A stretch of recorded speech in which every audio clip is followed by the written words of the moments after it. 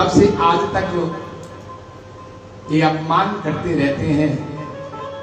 लेकिन सती ने कहा कि महाराज रावण के दामाद है, मैं तो बेटी हूं, और बेटी को पिता के घर में बिना बुलाए जाने पर कोई दोष नहीं है। भगवान शंकर ने कहा कि बात ठीक है, अपना मित्र हो, अपने गुरु हो, अपना घर हो, अपने पिता का घर हो, तो बिना बुलाए जाने में कोई दोष नहीं है। लेकिन तदपि विरोध मान जहां कोई, तहां गए कल्याण न हो। बिना बुलाए जाने में हर्ज नहीं है, लेकिन कोई यदि विरोध माने तो वहां जाना नहीं चाहिए। सती, तुम यदि जाओगी और तुम्हारा अपमान होगा तो मेरे लिए भी अच्छा नहीं लगेगा, तुम्हारे लिए भी ठीक नहीं होगा। लेकिन हरी इच्छा भाभी बलवाना, सती ने बात नहीं मानी और वो जाने के लिए तैयार हो गए। भगवान शिव कहते हैं कि सती, तुम जा रही हो तो जाओ, लेकिन ध्यान रखना, मुझे पता है कि अब तुम लौट करके नहीं आने वाली। तुम्हारा जो सामान सकता है ना, वो साथ में ले जाओ, क्योंकि तुम्हारा सामान देख करके मुझे तुम्हें याद आएगी, इसलिए तुम अपनी सारी सामग्री ले जाओ। अब आप विचार कर सकते हैं कि कैलाश पर्वत पर सती भगवान, वहां कोई घर मकान भी नहीं है, वहां सती का सामान क्या होगा। लेकिन शिव पुराण में उस सामान का भी वर्णन है महाराज। सती के कुछ खिलौने भी थे, तो सामान,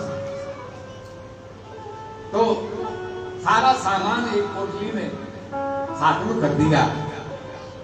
और सती जब पिता के भवन में पहुंची है तो दक्ष यज्ञ करते सती को जब देखने लगा तो उसने मुंह फेर दिया। आप विचार कीजिए, बेटी को देख करके बाप मुंह बदल ले तो बेटी के दिल में कितना कष्ट होगा। सती का सारा गात्र सूख गया। दक्ष के त्रास के कारण सती को कोई आदर नहीं दे पाया। ममता की मूर्ति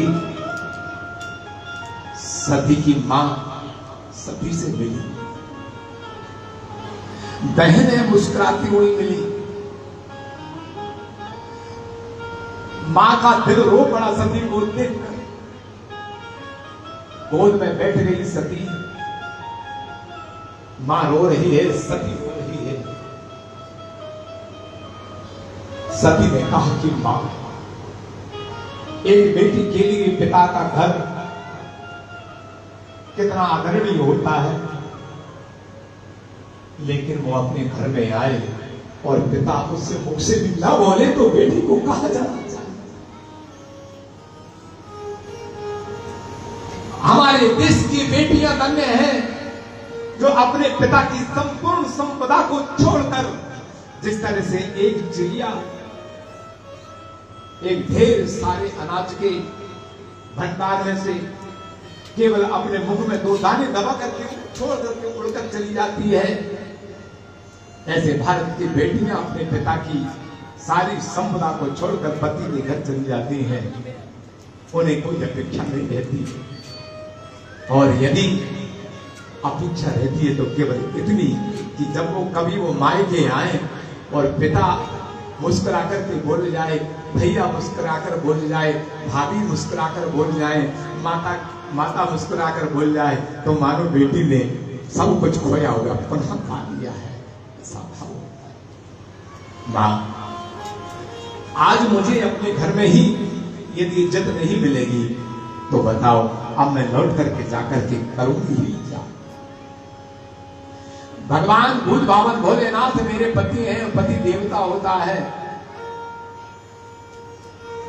और यदि मैं लौट करके गई तो वे मेरे पिता का नाम लेकर बोलेंगे दाक्षायणी, तो मैं नहीं चाहती कि अब ऐसे क्रूर पिता के साथ में मेरे शरीर का संबंध बना रहे। मां, अब मुझे अच्छा नहीं लग रहा।